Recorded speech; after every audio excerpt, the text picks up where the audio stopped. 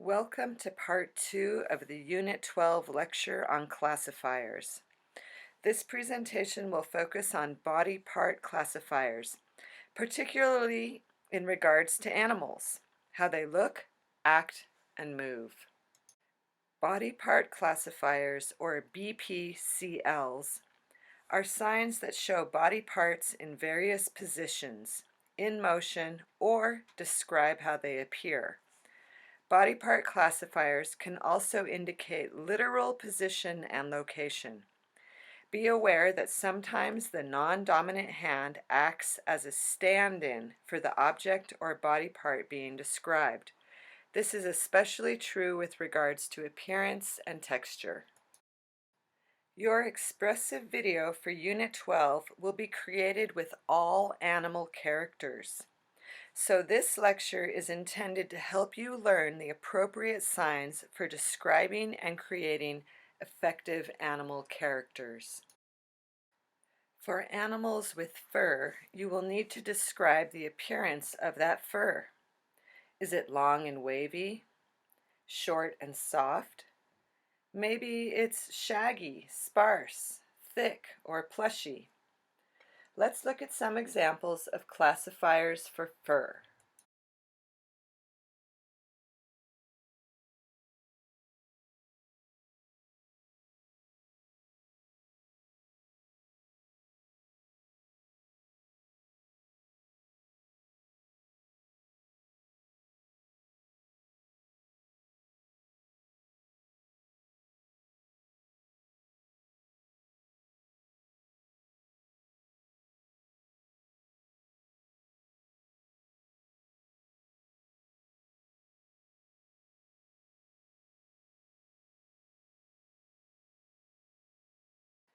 How do you sign animal fur that is on the face or possibly obscuring a line of sight?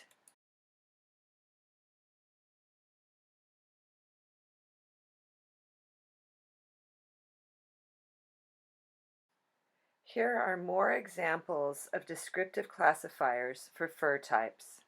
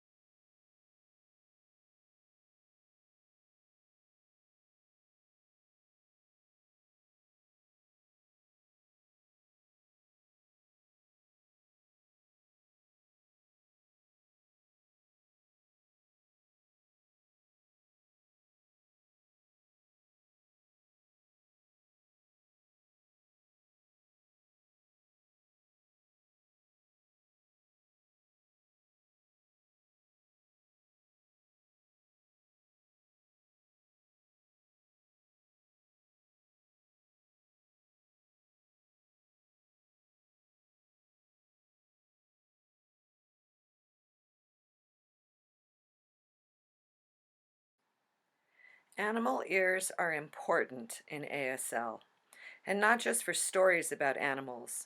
The movement of animal ears provides us with several layers of meaning.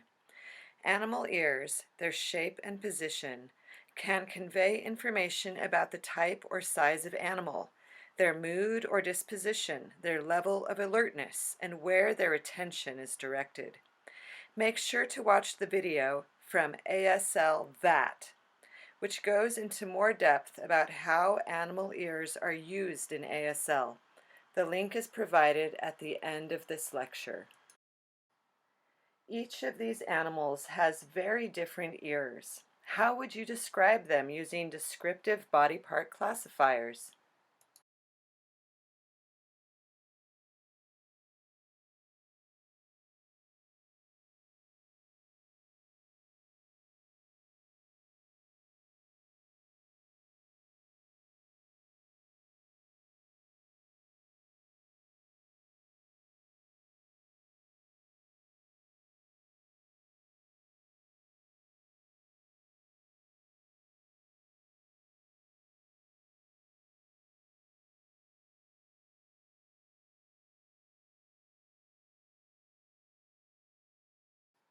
Animal snouts also vary in shape, size, and function. How would you describe these animal noses?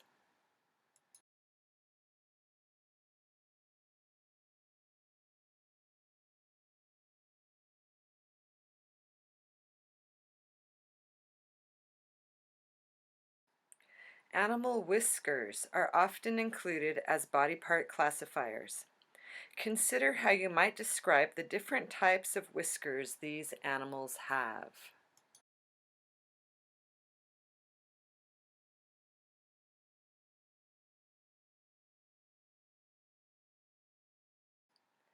This cat has rather chaotic whiskers, and this seal has very stiff and spiky whiskers. How would you use body part classifiers and non-manual markers to describe them?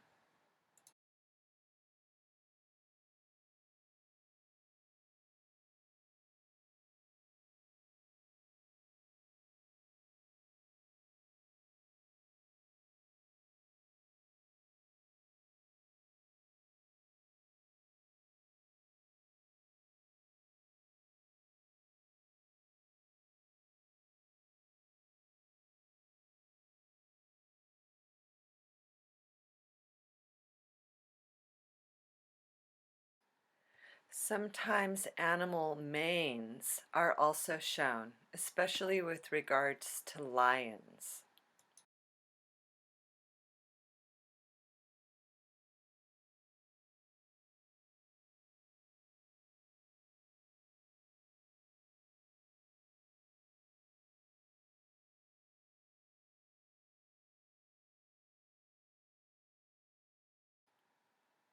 Animal paws are often used to show animal type, threat, and mood.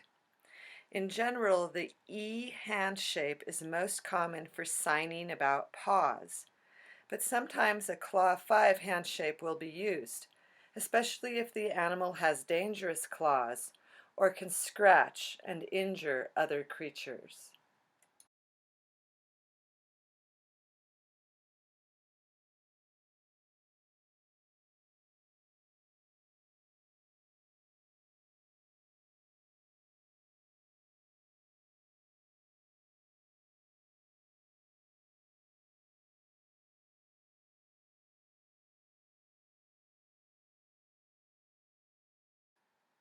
If the animal is upside down, the position of the claws needs to show that.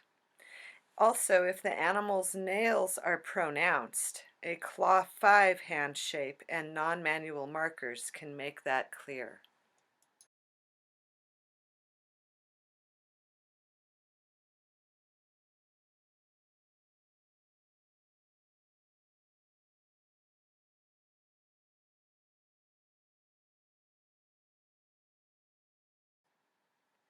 Tails are another frequent body part classifier that is used to describe animal appearance, personality, and mood.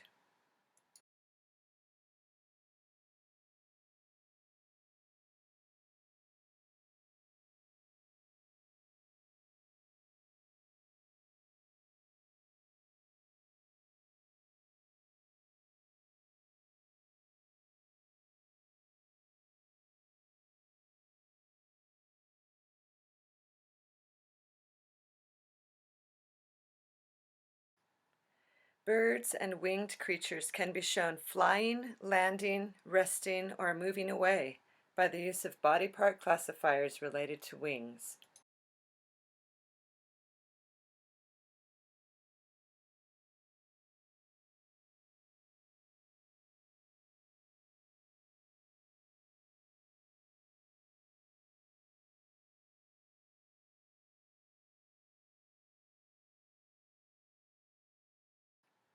There are some standard body part classifiers for running and walking animals, which use both hands in tandem to show four-legged creatures on the move. There is also a standard sign for the movement of herds and/or crowds. This is generally signed with two-handed wiggle 5 hand shapes that move in the direction of the herd. Dead animals are depicted with their legs in the air. Make sure to get your directional gaze correct for animals that are rearing up on their hind legs.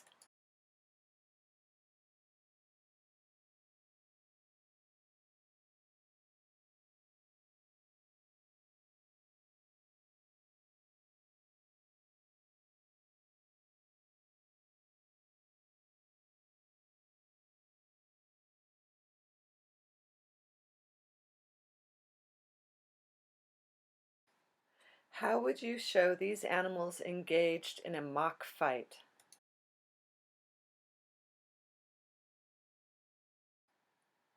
Other classifiers you need to know are for people, one or more standing, moving, or walking, and the behavior of animals drinking, going away, leaving as a group, and disappearing into the distance.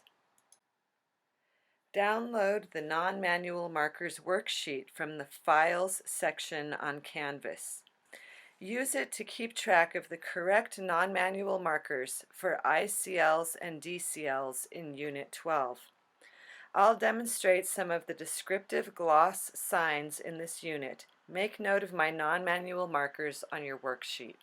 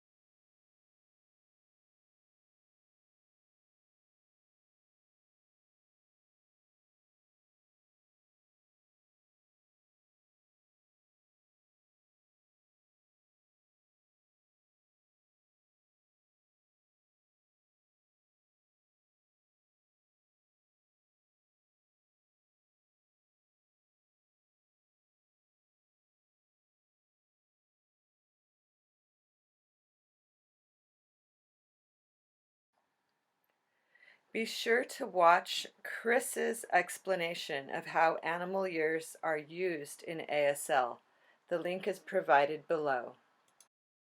Chris's YouTube channel, ASLThat, has another great video about the order for object descriptions. Make sure to watch that as well. When describing people or animals, follow the general rules of ASL. Start big and general, working to smaller, detailed information. Follow the order of operations when describing things. This concludes the first lecture for Unit 12.